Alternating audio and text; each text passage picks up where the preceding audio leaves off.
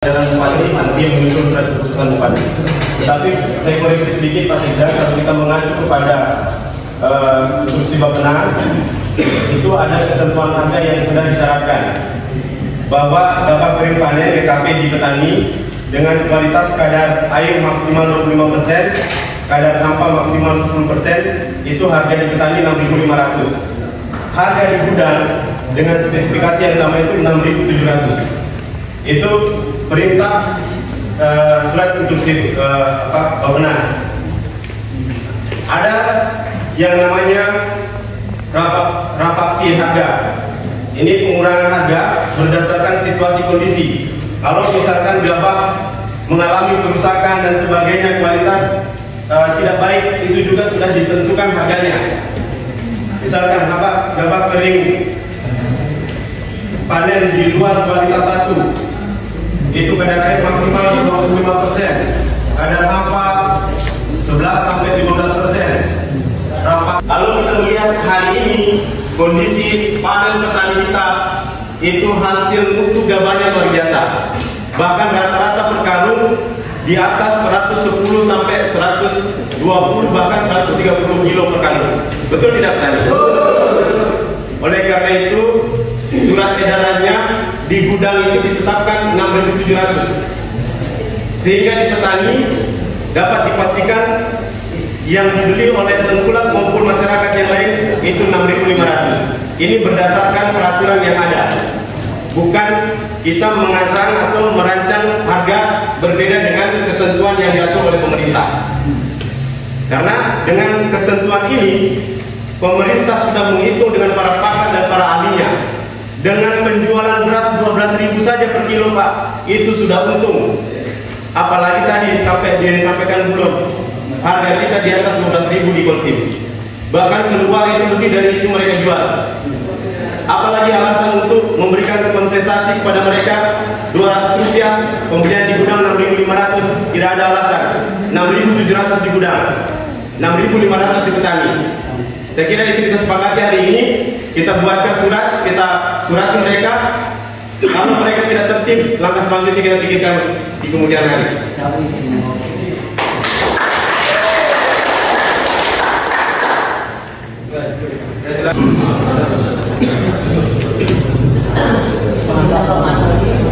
Assalamualaikum warahmatullahi wabarakatuh.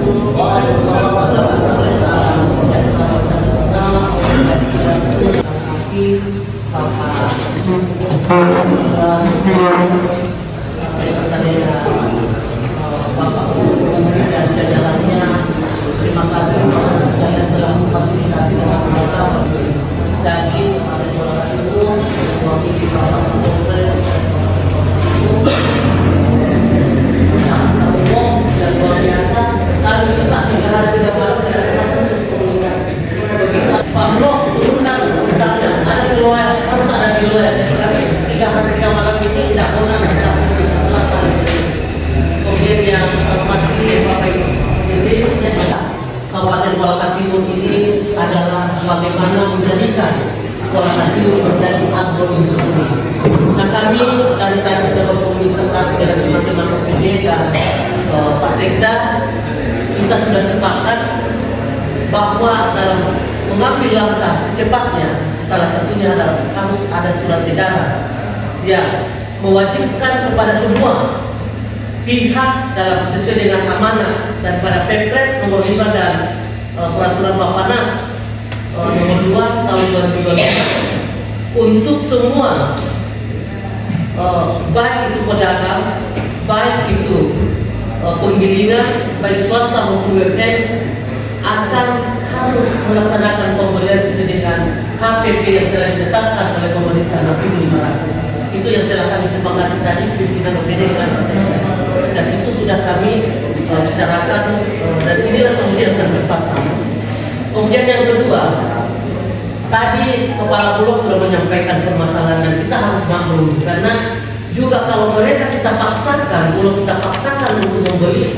Saya tadi pagi berulang melihat di Bulog Kelapa, berjejer itu mobil 10 roda, itu belum diturunkan karena masih padatnya.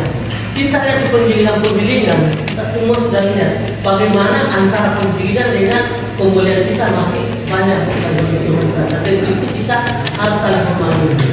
Tapi dalam hal ini harus kita menyelesaikan permasalahan ini. Makanya ya pihak pembelinya, saya sudah sampaikan dengan agenda saya, kepala BPTSP, harus kita tegaskan ada yang mengeluarkan izin untuk operasi daripada pembelian dan kabupaten Kuala Timur itu adalah pemerintah daerah. Mereka juga harus tunduk pada apa yang telah ditetapkan oleh daerah. Ada Pak Dandim, diwakili oleh Pak Dandim, ada Pak Kapolri. Dan itu tidak ada kata bahwa tidak boleh kita melanggar dari apa yang telah ditetapkan oleh pemerintah daerah itu. Nah, ini sudah diperhitungkan Pak. Pemerintah tadi Pak Ketua Komisi sudah sampaikan, sudah diperhitungkan dengan matang berapa keuntungan daripada pembeli kita atau pembeli kita dengan harga 6.500. Sudah diperhitungkan Pak. Pemerintah tidak akan mungkin mengorbankan petani, mengorbankan pedagang dan mengorbankan daripada pihak-pihak atau berpihak seperti itu. Oleh itu kita sepakat pada hari ini Pak Ketua, Pak Pimpinan, bahwa kita harus sepakat merumuskan secepatnya. Kemudian nanti bagaimana Satgas Pangan yang terjadi pada Polri, TNI untuk memantau daripada pembelian setelah surat edaran itu keluar dikeluarkan oleh pemerintah daerah sebagai tindak lanjut daripada apa yang kita rasakan saat sekarang ini. Itu mungkin Pak yang perlu sampaikan, dan kita harapkan dalam waktu dekat ini kami sangat mengharapkan bersama dengan eksekutif dan legislatif untuk kita berjuang sama-sama bagaimana mempush pembangunan gudang yang ada di Pulau ini Pak. Baik itu lahan yang ada di belakang pulau sementara, kemudian kita harus mencari minimal 3 hektar Pak Sekda untuk membangun gudang besar bersama dengan pabriknya, sehingga nanti masyarakat itu akan mengantar sendiri dan pulau atau pemerintah sudah memiliki penggilingan sendiri supaya kita bisa bersaing dengan penggilingan swasta yang ada. Kalau itu sudah ada Pak, yakin dan percaya itu akan sama kita dengan Sidra, sama kita dengan Gunawan. Kenapa Gunawan tidak pernah ikut? Mereka memiliki beberapa penggilingan besar yang ada di sana. Kita baru dua Sulawesi Selatan Pak, bagaimana mereka? Sambil sering penggilingannya luar biasa besar. Nah ini yang harus pemerintah daerah Pak Sekda kita harus upayakan untuk hadir ya, minimal kita bersama-sama untuk berjuang. Kalau APBD tidak memungkinkan, kita harus sama-sama ke pusat untuk mendatangkan daripada penggilingan besar, dan Pemda mulai tahun ini menyiapkan lahan minimal 3 hektar. Tinggal nanti kita, karena itu harus diambil blok itu di mana kelayakannya untuk pembangunannya, ada dampak debunya dan sebagainya. Itu harus kita lihat di mana kita titik untuk mendekatkan mungkin yang mana sentra-sentra produksi besar, di situ kita letakkan daripada pembangunan gudang itu. Saya kira mungkin itu yang perlu kita sampaikan untuk jangka panjang, tetapi jangka pendek harus ada surat edaran Bupati, kemudian untuk menjelaskan harus ada peraturan Bupati. Saya kira itu. Terima kasih. Assalamualaikum warahmatullahi wabarakatuh. Silakan kami yang lain Pak Kadi. Selamat sore, salam sejahtera semua. Terkait dengan harga pembelian gabah, saya pikir itu sangat bagus, tapi mungkin belum bisa menjawab keresahan atau pertanyaan kita di besok ini. Kalau sekiranya kita berharap katakanlah seperti surat edaran mungkin kita butuh waktu barang karena pertanyaan kita itu sebetulnya berharapnya pulang dari situ sudah ada kepastian besok itu harga sudah diangkat dengan oleh karena itu saya berpikir saya mungkin bisa kasih saran sekiranya mungkin Bulog bisa menjalin kolaborasi dengan Bulog di kabupaten lain, katakan seperti itu Pak. Kiranya kalau macam di Konawe, kalau sekiranya masih ada gudangnya yang masih kosong, mungkin kita gabah dari sini kita beli lalu kita bawa ke sana. Saya kira itu solusi yang paling cepat bisa kita lakukan. Kemudian kami di Dinas Tanaman Pangan sebetulnya sedikit ada simulasi terkait dengan harga gabah dengan terbitnya surat keputusan Bapanas terkait dengan penetapan harga eceran tertinggi yang terbaru yang diterbitkan tanggal 22 Agustus kalau tidak salah. itu harganya di kisaran 13.500 per kilo. Nah, kami mencoba membuat simulasi, Pak. Kalau sekiranya harga ini di lapangan memang kita beli dengan harga 6.500, kemudian kita keringkan, kita giling menjadi beras, kemudian dijual, itu ada margin kurang lebih Rp67.265 per 100 kilo gabah kering panen. Artinya ini margin yang sangat luar biasa, Pak. Karena di penggilingan itu harga pembelian gabah dengan harga pembelian penjualan berasnya ketemu ketemu BEP-nya pun mereka masih untung dari penjualan bedahnya, penjualan unitnya. Nah, katakan misalnya begini, pengusaha ini membeli gabah karung 100 kilo bukan 650.000, Pak. Kemudian dia giling, itu dia nanti harga penjualan berasnya itu diangkat 717.000, jadi ada margin. Sedangkan tidak ada margin pun di situ dia tetap untung karena ada produk lain, ada dedak yang bisa dijual, kemudian ada unit yang bisa dijual. Jadi sebetulnya tidak ada alasan bagi pelaku usaha untuk membeli gabah kering panen petani ini di bawah dari 6.500, Pak. Oleh karena itu saya sangat setuju dengan rencana kita untuk menerbitkan regulasi dalam bentuk peraturan bupati supaya pelaku usaha ini menyerap gabah petani kita dengan harga sesuai dengan surat keputusan Badan Pangan Nasional. Saya kira itu. Pak Kadis ini menegaskan kembali bahwa hitungan yang ditetapkan oleh pemerintah pusat itu selisih antara pembelian gabah dan penjualan beras itu sudah benar-benar dikaji dan tidak ada lebihnya. Belum lagi dari sisi dedaknya, belum lagi dari sisi mengirnya. Karena operasionalnya semua itu, Pak, dibayar dari potongan per karung yang di-store oleh petani. Jadi memang tidak ada diskusi. Maka kesempatan hari ini kenapa kami tidak mengundang para pengusaha itu? Kita tidak mau berdiskusi panjang kali lebar yang ujung-ujungnya kita hanya mendengarkan hitungan-hitungan mereka. Jadi pemerintah mengambil kebijakan, mereka harus patuh karena kita hidup di negara yang diatur oleh undang-undang.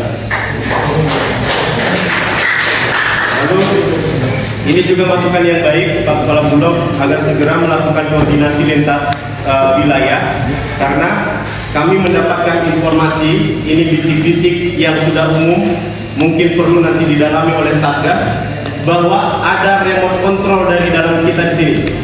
Persoalan harga. Betul kan petani kan? Di sini turun, di luar langsung harus ikut turun. Ini mitra-mitra Bulog semua yang ada mengikut dari perintah yang ada di sini satu. Oleh karena itu, kami meminta agar Bulog juga berkoordinasi dengan mitra Bulog yang di luar. Lebih baik gabah kita dikirim ke sana.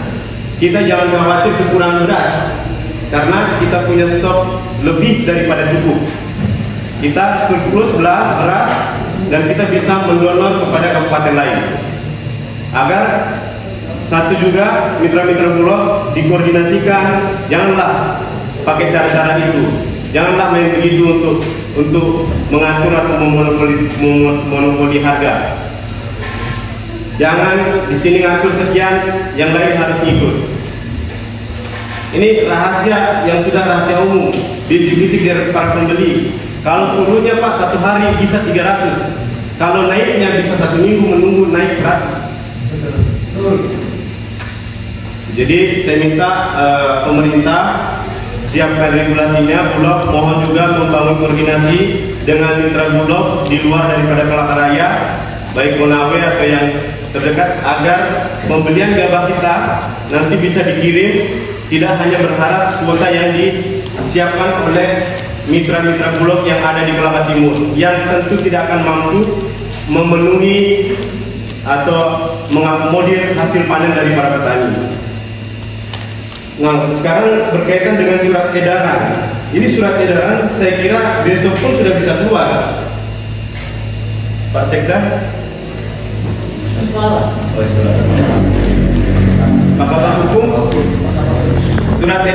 besok sudah bisa ya? So, Oke.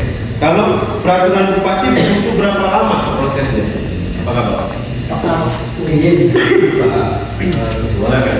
Ini mereka informasi bahwa terkait dengan pangan ini, sementara ini kami dari bagian hukum tengah menyusun raperda cadangan pangan yang mungkin nanti bisa kita muat di situ untuk jangka panjangnya semua terkait pembuatan pos-pos pos pangan di beberapa kecamatan, artinya untuk menjawab juga sebenarnya informasi dari jangka panjangnya, raperda ini prosesnya panjang. Saya kira kalau pembahasan itu mungkin akan tahun depan bisa dibuat perda. Tetapi kalau untuk kalau perbu Pak, sebenarnya kalau dibuat itu memakan waktu juga sebenarnya. Berapa lama kira-kira? Paling kurang lebih 1 bulan lah. Jadi kalau saya izin Pak Ketua, itu kita buat surat edaran saja. Karena kan kita lagi rancang perda. Masyarakat sebenarnya surat edaran ini pun sudah bisa menertibkan pengusaha. Jadi nanti kita minta bantuan dari Satgas, TNI Polri bersama-sama kita turun pemerintah dan DPR untuk ada juga Kasatpol di sini, makanya kami undang untuk mengevaluasi pengusaha-pengusaha atas surat edaran bupati ini. Jadi memang semua produk hukum itu memang butuh proses, belum harmonisasi ke provinsi dan sebagainya.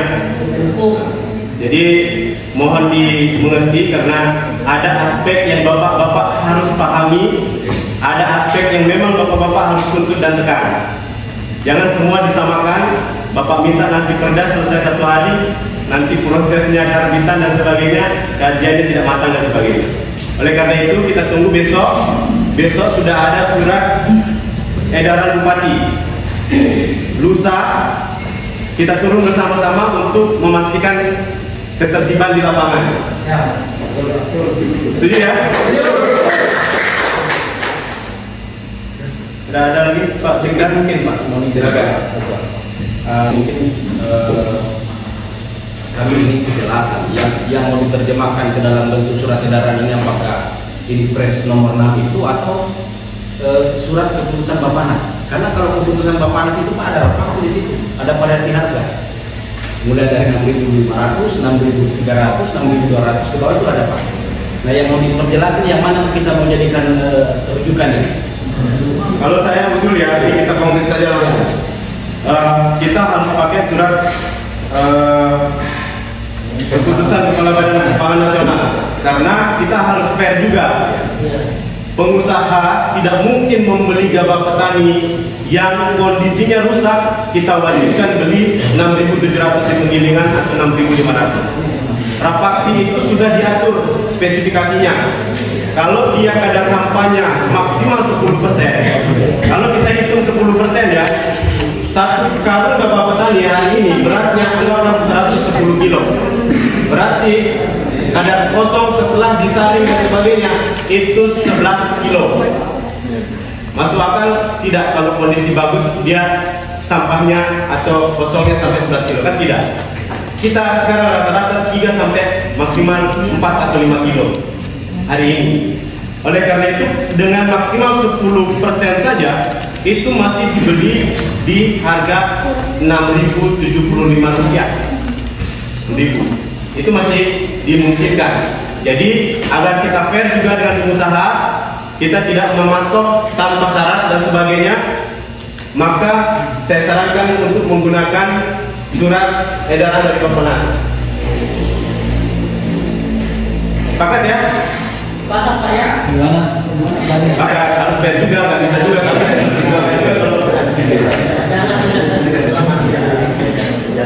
Ya, nanti bisa. Kalau yang punya ini contoh di internet juga ada beredar banyak tentang keputusan Badan Pangan Nasional itu. Jadi izin menanggapi Pak.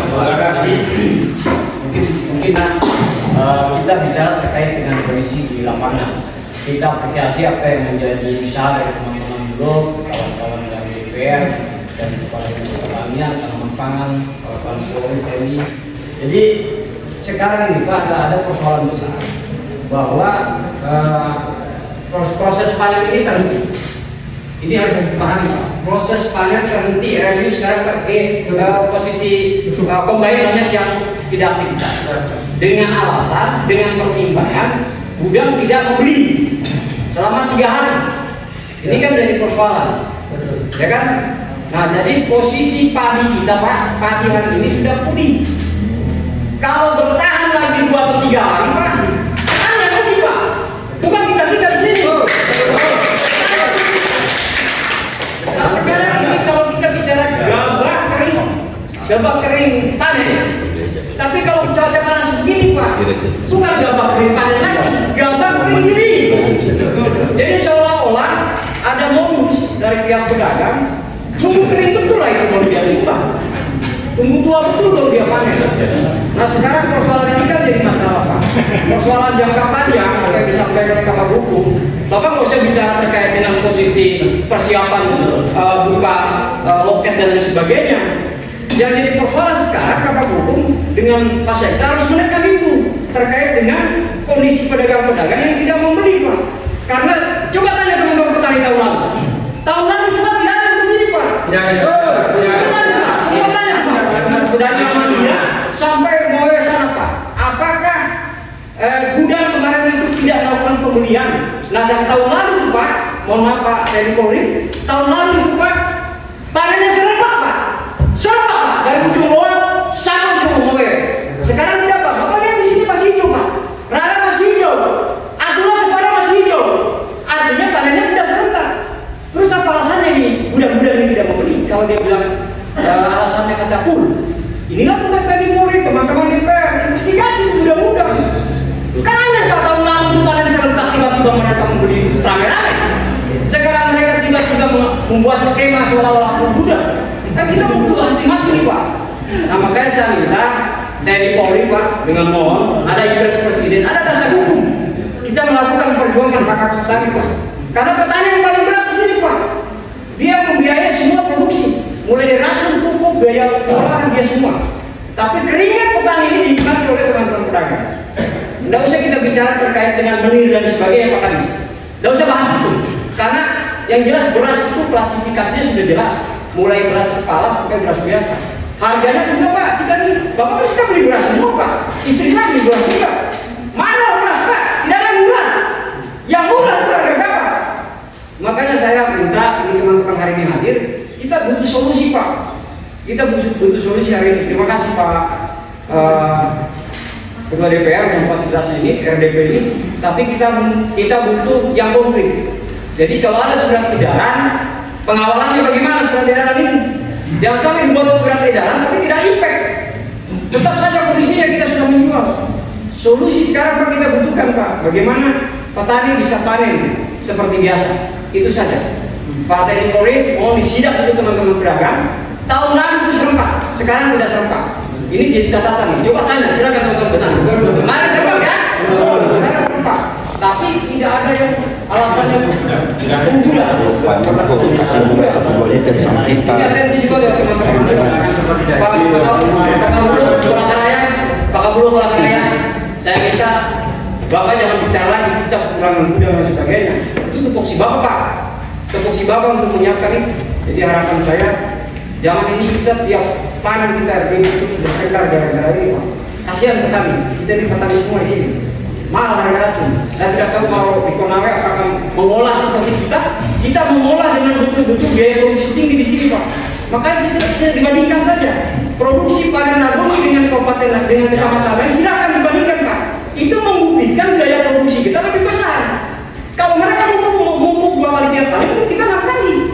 Itulah yang harus dijaga Pak. Kasihan kita, biaya produksi ada kita semua Pak, bukan di kalian. Jadi tolonglah dicari solusi. Pak Teddy Polri mohon dikawal Pak, jangan dilepas begitu saja. Sudah kasih tidak, tapi ya kita butuh solusi.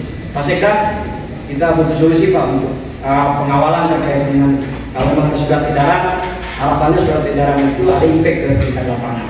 Mungkin dibutuhkan kan? Oh iya ada pemerintah daerah dan jangan dilepas begitu saja. Mungkin dari saya cukup tambahan. Oke, baik. kita harus memaklumi, satu karena mungkin mic-nya hidup jadi harus agak keras sedikit dan didengar, bahwa kondisinya mungkin memang hari ini petani kita lagi panasnya bukan karena cuaca, tapi karena harga yang dinantikan, racun yang sudah dibuang, yang harus dibayar tidak sesuai dengan hitung-hitungan. Oleh karena itu, tapi perlu saya jelaskan bahwa yang kita diskusikan ini sebenarnya menjawab semua yang Bapak pertanyakan. Hanya yang perlu kita tegaskan nanti, pasca surat edaran ini apa? Karena kemungkinan bisa saja mereka berdalil tidak mau membeli, tidak mau mengoperasionalkan, atau bahkan mungkin ada bahasa-bahasa akan menutup. Kalau memang itu terjadi, kalau petani sepakat, Untuk seterusnya. ya kita tutup aja. Kalau itu ditanya, tapi ada mekanismenya.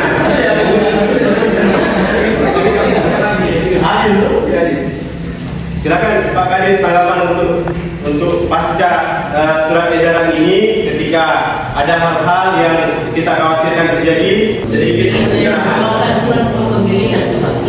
Terima kasih. Assalamualaikum warahmatullahi wabarakatuh. Kalau mau sosial mohon izin pimpinan bapak-bapak petani dari dalam Muhammadiyah.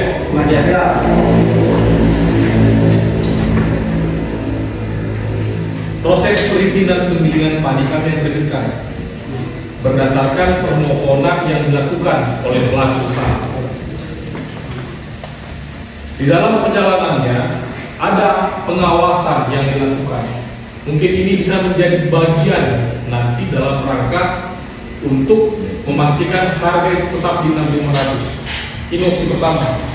Di DPM PTSP itu ada fungsi pengawasan. Namun fungsi pengawasan yang kami lakukan adalah fungsi terkait dengan apakah persyaratan perizinan itu sesuai. Impres ini tidak masuk dalam syarat perizinan. Peraturan Kepala Bappenas saya baru dengar hari ini.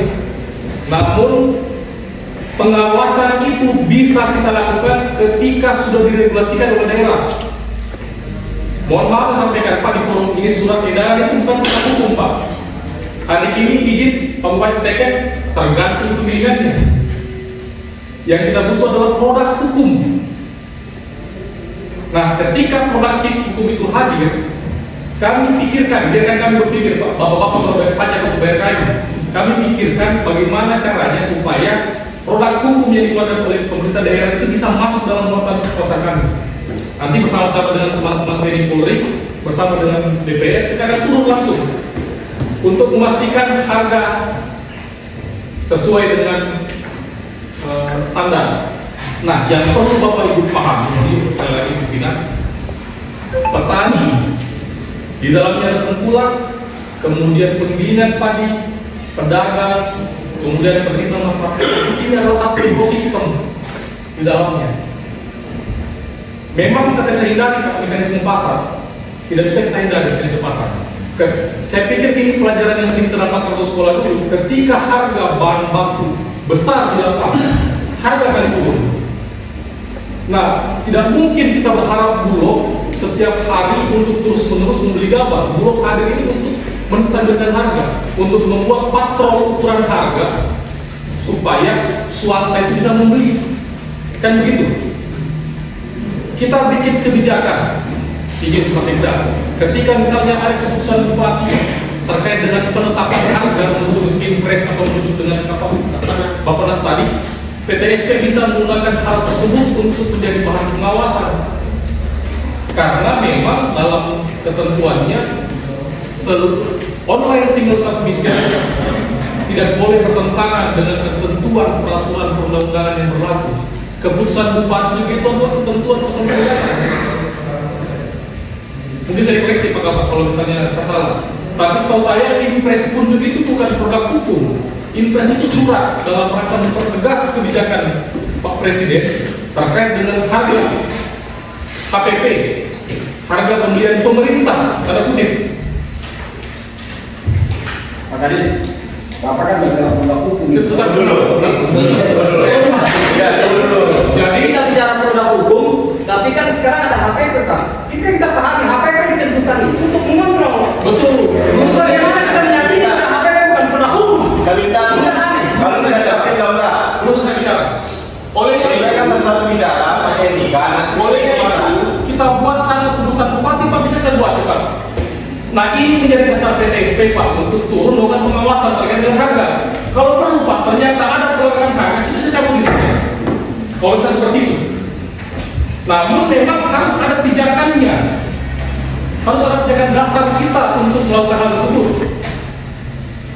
Saya tahu Pak, begini kalau ya kita sama-sama memahami kondisi seperti itu, kondisi petani seperti ini. Kita butuh komunikasi yang baik, kita butuh. Nah hal ini sangat positif Pak yang kita bertemu. Kita tahu bagaimana kondisi-kondisi teman-teman, perbedaan harga dan sebagainya. Saya sudah perintahkan kepada saya Pak, izin.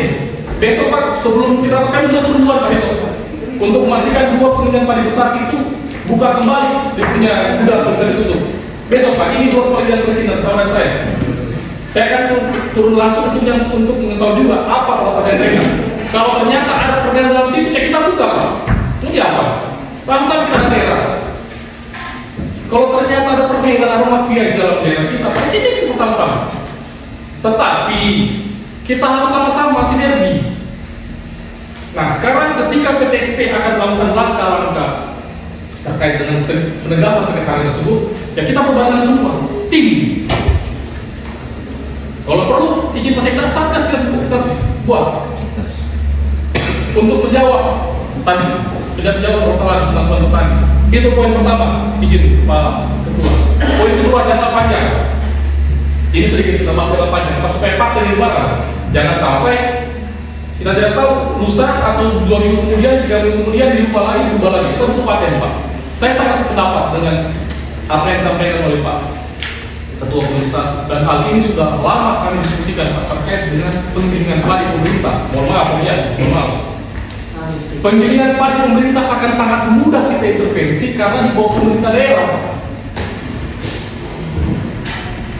Terkait dengan berapa yang dibutuhkan uang negara untuk membangun penggilingan padi, kami punya instrumen LKPN Pak, laporan kegiatan penanaman modal. Di situ banyak contoh penggilingan padi yang sudah ada laporannya, berapa harga mesinnya, berapa harga tanah, berapa harga bangunannya, ada semua di situ. Bisa menjadikan rujukan kita pemerintah daerah apabila kita punya niat untuk membangun penggilingan padi kelas merah yang akan dibawa oleh Pemda nantinya. Bisa dibayangkan Pak, ketika kita punya 3-4 penggilingan padi Pak, terjadi masalah harga lagi, kita tidak perlu lagi harus kumpul-kumpul yang kayak begini. Tinggal kita perintahkan kepalanya yang menangani penggilingan padi itu. Harga 4,5. Ketika terjadi lonjakan harga juri, harga 7.000 menyesuaikan. Karena fungsi Pemda tadi selain menyelenggarakan mendapatkan dividen untuk pemerintah, juga menjalankan fungsi pemerintahan. Jadi Bapak Ibu yang saya hormati, teman-teman petani, memang butuh aksi konkret dan jelas landasannya Pak untuk kami turun ke lapangan dan memastikan harga itu stabil. Nah, namun rapat-rapat begini saya berdua kali libatkan Pak. Yang pertama sama-sama Pak Dandim di Koramil, dan yang kedua hari ini. Yang kemarin yang beredar di Facebook saya tidak ikut itu Pak, karena memang kami tidak diundang. Tapi hari ini kami diundang oleh teman-teman DPRD, sehingga kami juga boleh tahu seperti apa gambaran di lapangan.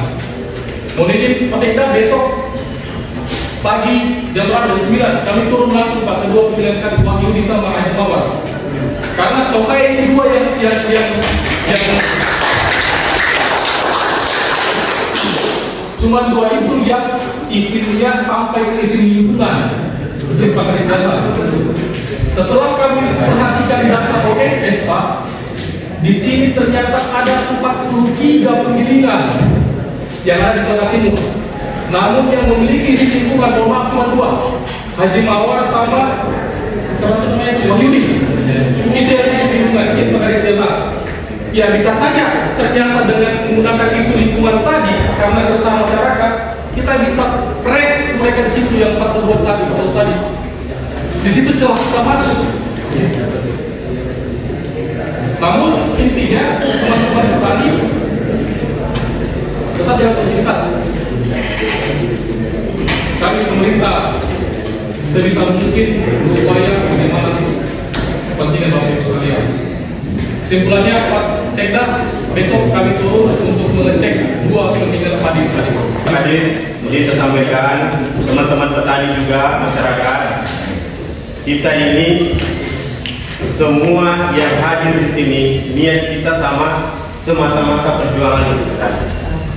Jadi jangan paling merasa paling petani, karena kita semua hadir ini berjuang untuk kepentingan petani. Dasar pertemuan kita itu bahwa yang bapak-bapak resahkan, kenapa setiap musim kita selalu ribut, itulah kita diskusikan jangka panjangnya, penyelesaian jangka panjangnya. Itu maksudnya, itu tujuannya, biar bapak-bapak paham bahwa cara kerja kita sama, tetapi tidak semuanya bisa kita samakan. Bapak-bapak menanam padi saja pakai aturan. Kita di dalam menjalankan pemerintahan ada aturan yang membatasi, ada regulasi yang harus menjadi pertimbangan. Kita percepat ini semua karena kita memahami bahwa untuk urusan petani tidak boleh kita tunda 1 jam pun, apalagi 1 hari. Jadi mohon dipahami dan dimengerti, memang instruksi Presiden ini bukan undang-undang. Dia menjadi pertimbangan untuk mengeluarkan kebijakan berikutnya.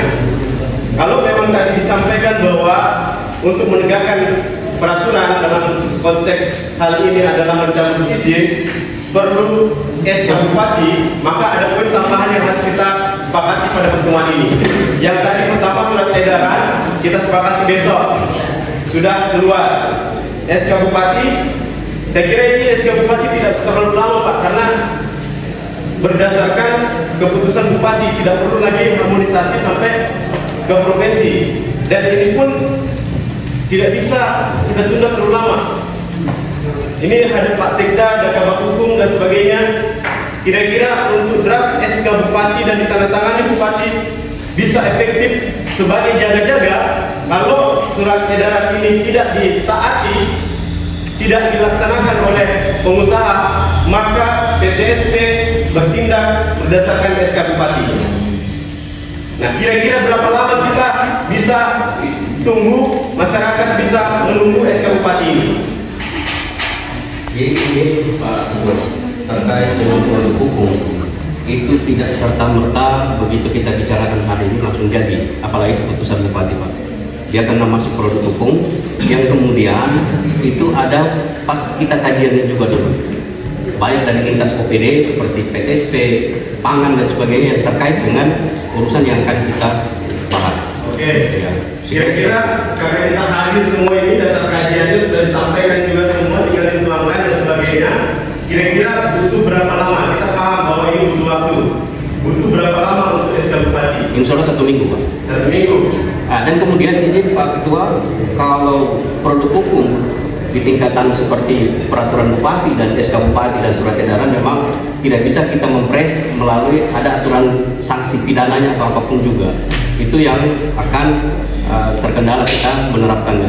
Kalau pidana yang penting Pak PTSP bisa cabut izinnya. Jadi ancaman-ancaman yang selama ini menghantui teman-teman petani, saya akan tutup, lebih baik saya tutup gudang dan sebagainya. Ini kita bisa ajukan segera.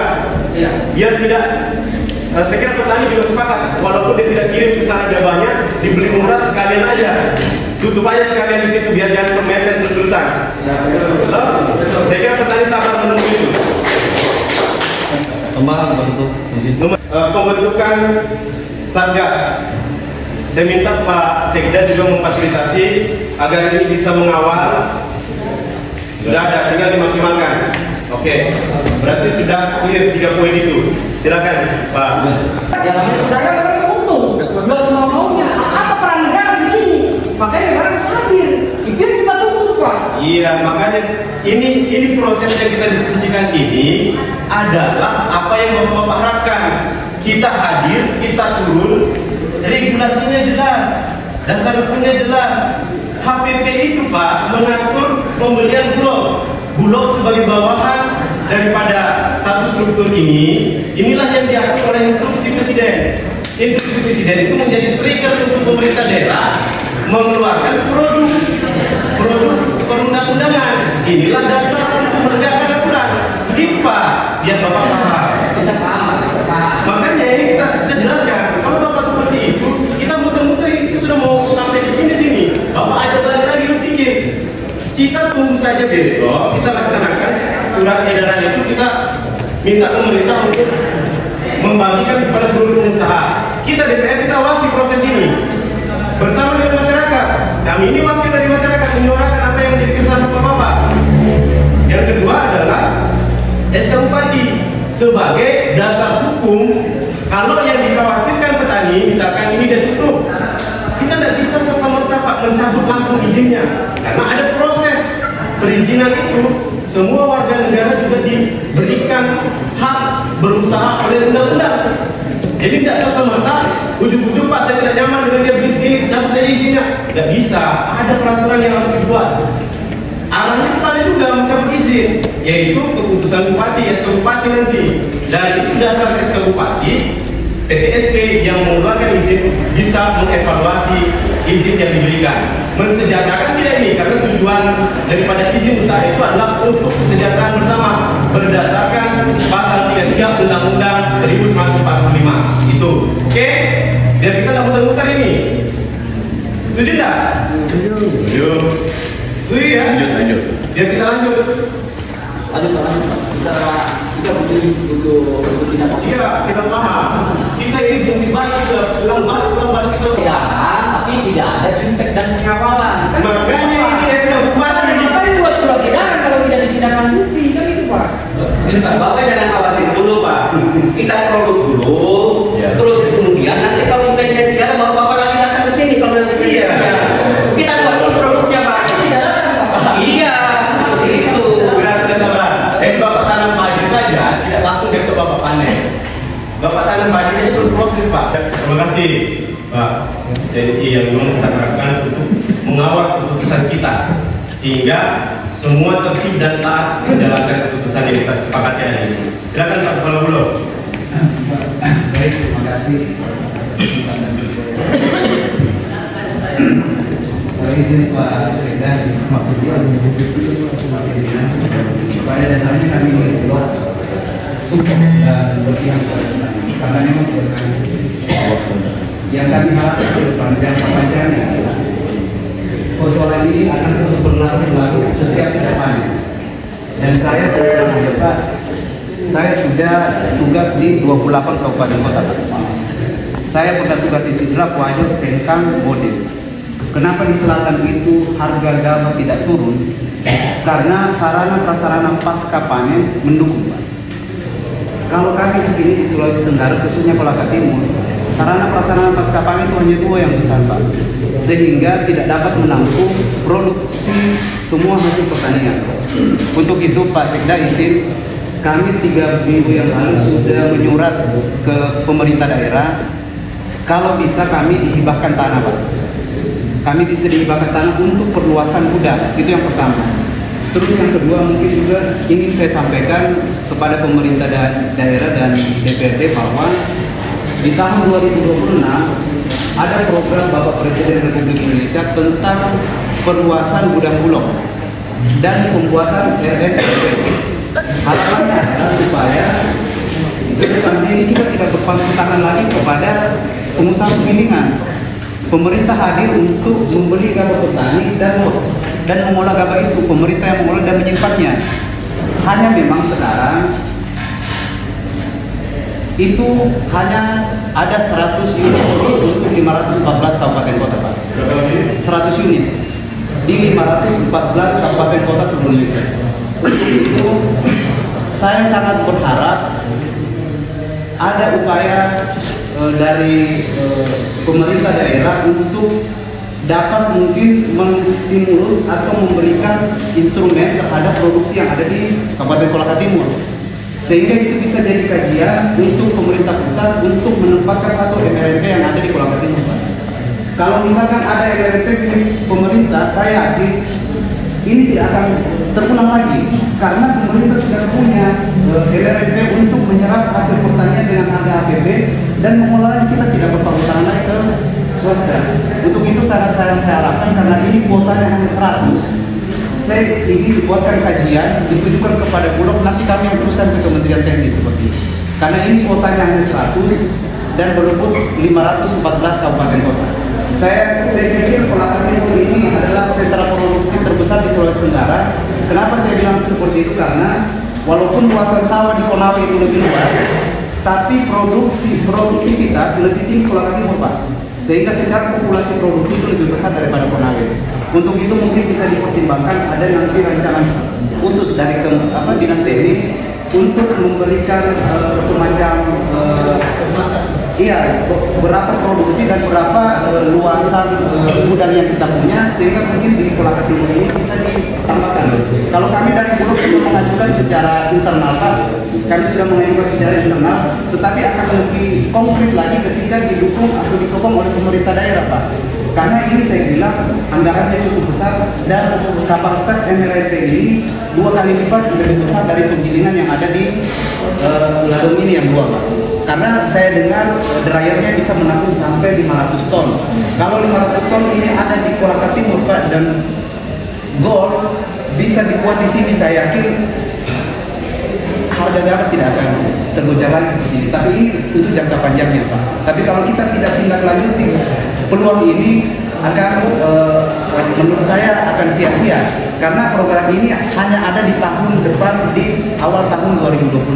Kita hanya butuh 2 bulan lagi untuk merancang supaya kedepannya Kolaka Timur bisa dapat 1 dari 100 kuota ini. Terima kasih. Assalamualaikum. Kita sudah bisa menarik sebuah kesimpulan dari rapat kita ini bahwa saya simpulkan ada 2 program jangka pendek dan jangka panjang. Jangka pendeknya kita tunggu surat edaran Bupati besok. Ini sudah disampaikan kepada pengusaha-pengusaha. Kita nanti bersama masyarakat mengawasi ini. Yang kedua adalah SK Bupati. Ini butuh proses, butuh waktu maksimal 1 minggu. Kata Pak JK lebih cepat lebih baik. Yang ketiga adalah pemerintah memaksimalkan Satgas Pangan untuk melakukan pengawasan di masyarakat, termasuk memastikan seperti kemarin petani panen cukup umurnya, cukup usianya, gabah dibeli berdasarkan surat edaran ini. Yang keempat, tadi ada opsi petani yang merasa dirugikan, ada dugaan dan sebagainya, bisa melaporkan dugaan pelanggaran itu ke pihak kepolisian. Yang kelima, ini Bulog, khusus untuk Bulog, jangan hanya berharap pada gudang yang ada di Kolaka Timur. Mohon membangun komunikasi lintas mitra Bulog yang ada di luar Kolaka Timur, sehingga jangka pendeknya Bulog masih tetap bisa turun jalan membeli 6.500, tidak hanya menunggu kuota kosong dari penggilingan yang ada di Kolaka Timur. Jangka panjangnya tadi bahwa ini dipertimbangkan, nanti mungkin akan dibahas bersama DPR berkaitan dengan hibah tanah untuk membangun gudang. Ini yang kedua adalah mungkin ini leading sektornya Pak Kadis Tanaman Pangan berkaitan dengan kajian yang dibutuhkan Bulog, nanti diskusi dengan Bulog. Kita masih punya waktu 2 bulan untuk menyiapkan kajian itu. Kita harus mendapatkan 1 unit dari 100 yang disiapkan, karena saya yakin 514 tidak semuanya sentral produksi pangan, tetapi ada juga yang memiliki kebutuhan yang sama oleh kita, maka kajian ini dikirim. Dan kami, khususnya kami di fraksi Gerindra, mungkin DPR secara umum, kami siap mendampingi, mengawal, karena kebetulan wamen pertanian itu kan dari kita. Jadi kami siap berkolaborasi bersama-sama. Kapan kita turun ke Jakarta, kita berbuat agar MRNP ini bisa kita bangun satu di Kolaka Timur. Saya kira itu, Bapak-bapak petani, masyarakat, mohon bersabar karena ini semua pasti butuh proses. Perjuangan itu pasti butuh proses. kita bersama-sama bergandengan tangan untuk kesejahteraan kita, kesejahteraan petani. Oleh karena itu, kurang dan lebihnya pertemuan hari ini kita rasa cukup, dan mungkin saja akan ada pertemuan selanjutnya untuk hal-hal yang seperti ini atau yang lain. Tapi saya berharap kebijakan ini bisa menuntaskan apa yang menjadi persoalan petani selama ini. Saya kira itu saya kembalikan kepada pimpinan sidang. Saya tutup dengan wabillahi taufiq wal hidayah. Assalamualaikum warahmatullahi wabarakatuh. Om Santi Santi Santi. Selanjutnya